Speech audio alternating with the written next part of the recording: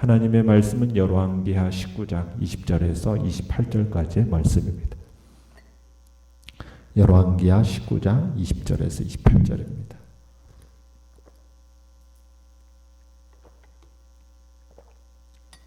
열왕기하 19장 20절에서 28절 우리 한 목소리로 같이 읽겠습니다. 시작. 아모스의 아들 이사야가 히스기야에게 보내 이르되 이스라엘 하나님 여호와의 말씀이 내가 아수르 왕 사네립 때문에 내게 기도하는 것을 내가 들었노라 하셨나이다.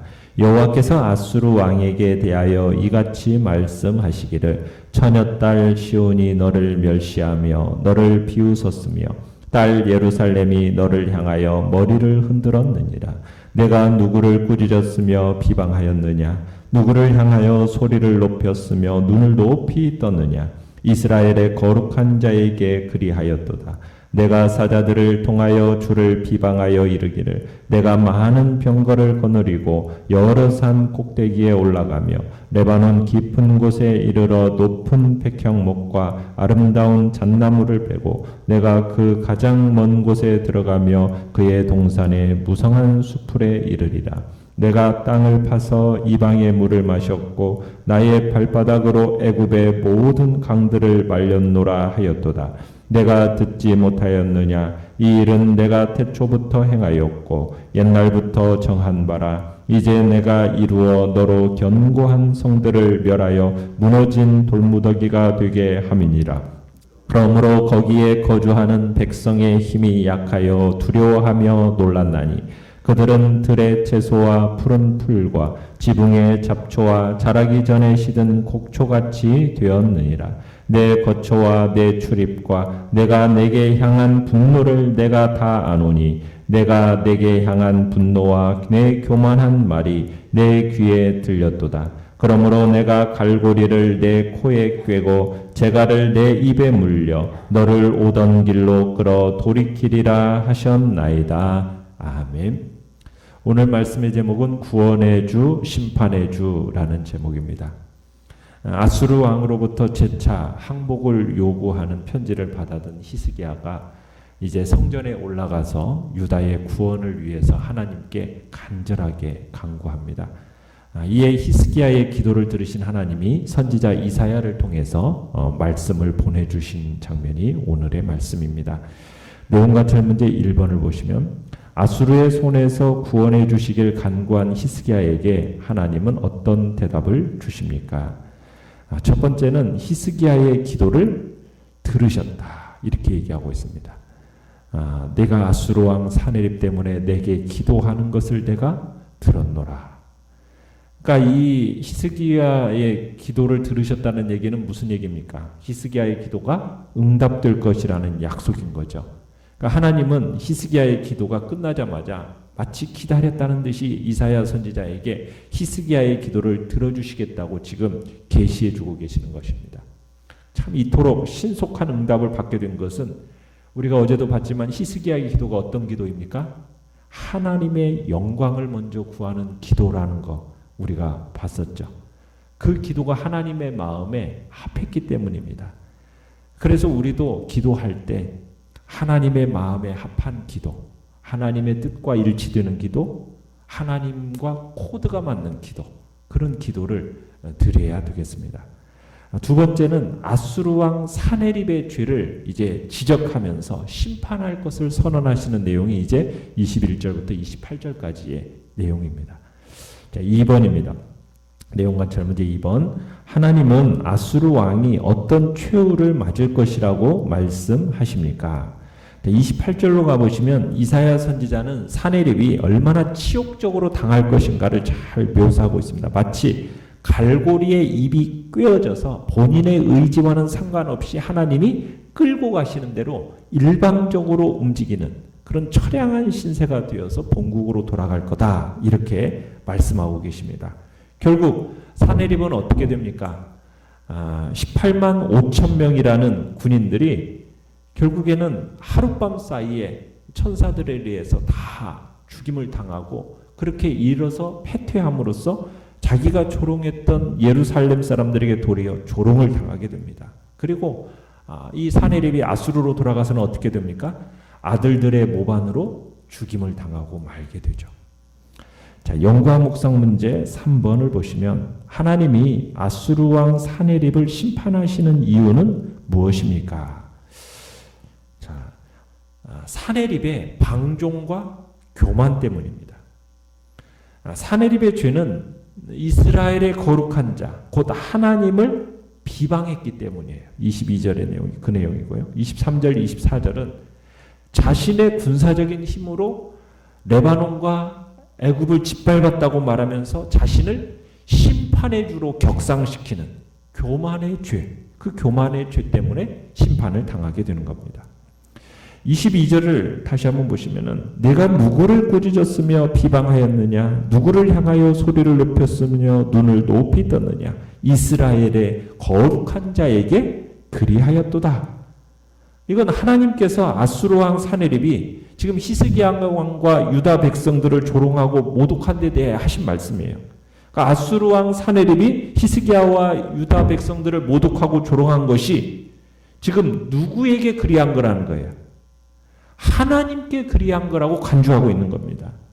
왜냐하면 유다는 하나님의 택한 백성이에요. 유다가 하나님의 선민입니다.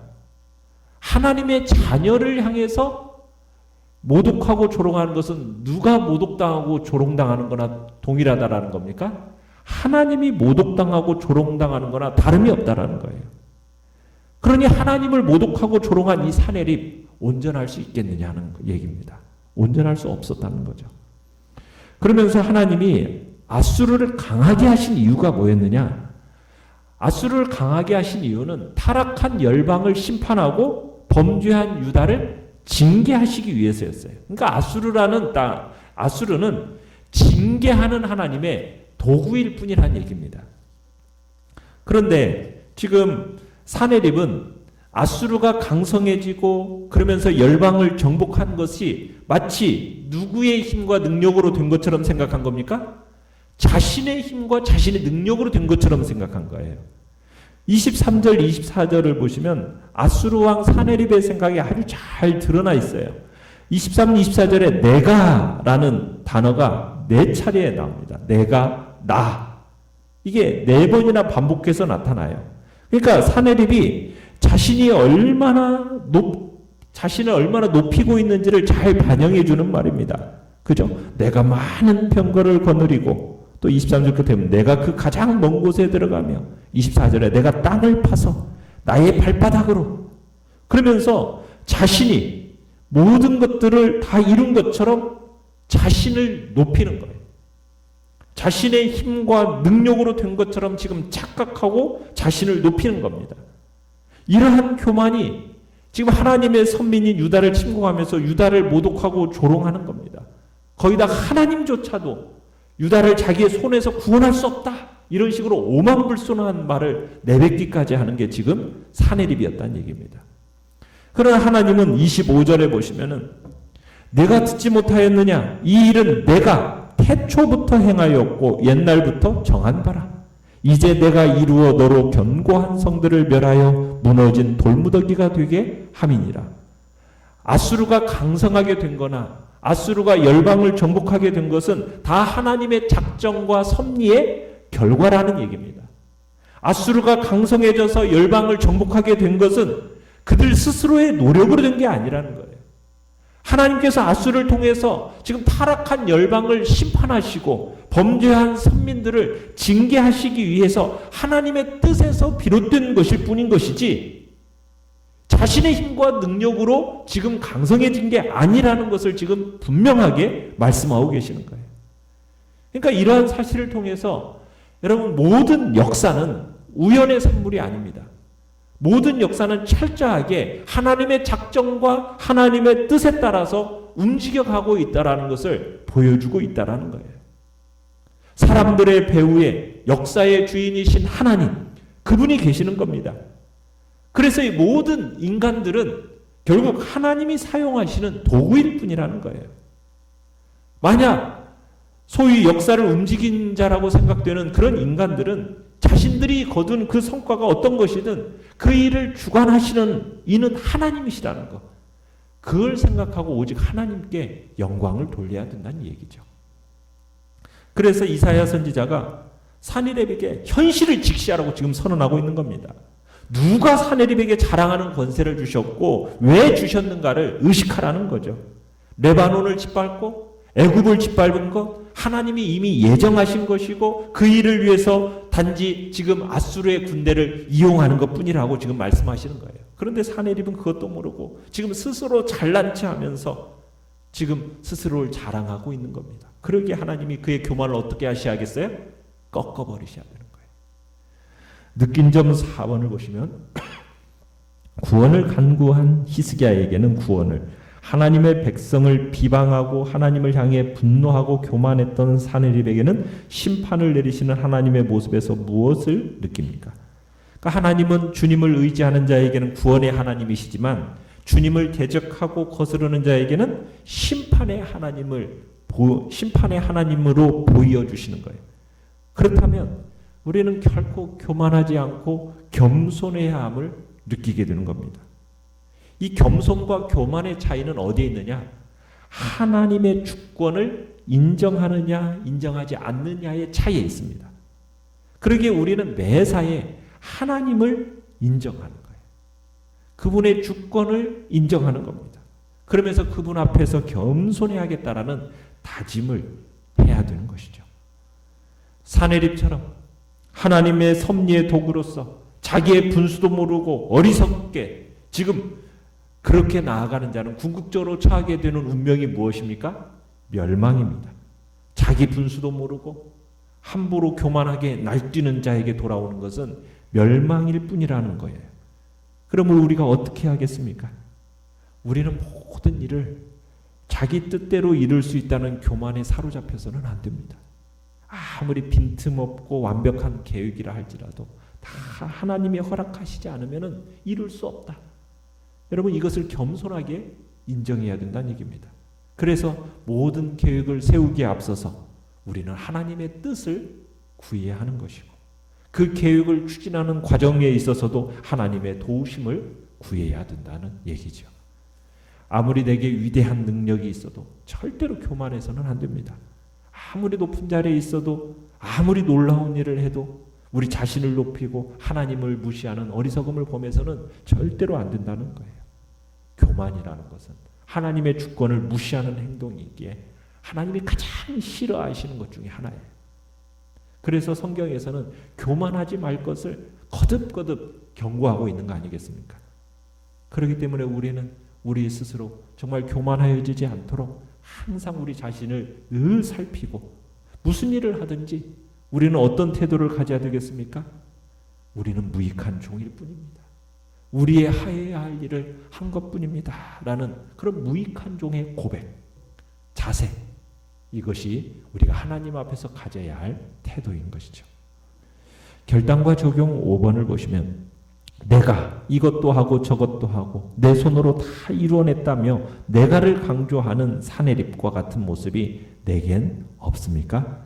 하나님의 백성을 비방하는 것은 곧 하나님을 비방하는 것이며 그렇게 하는 자는 심판받게 된다는 사실을 깨닫는다면 나는 어떤 태도로 살아가야 하겠습니까? 우리가 주님 앞에서 절대로 교만해지지 않도록 늘 우리 자신을 살펴야 되겠습니다. 무슨 일을 하든지 무익한 종과 같이 나는 무익한 종입니다. 나는 단지 하나님의 하여야 할 일을 한 것뿐입니다. 라고 겸손함으로 나아가는 태도, 이것이 우리가 이 땅을 살아가는 지혜롭고 복된 태도임을 주님은 우리에게 말씀하시는 것이죠. 오늘의 기도 같이 읽겠습니다. 시작. 주님의 손에 들린 도구일 뿐임을 기억하며 스스로 대단한 일을 이루어낸 양 으스대지 않게 하소서. 아멘. 말씀을 생각하면서 기도하시고요. 연약한 우리의 지체들을 위해서 기도해 주시며 코로나19 바이러스가 속히 잠잠해지게 하여 주셔서 우리가 대면해서 예배드리는 날에 속히 올 수 있도록 하나님의 은혜와 자비하심이 우리 가운데 이 나라와 이 민족 가운데 나타나게 해달라고 시간 주여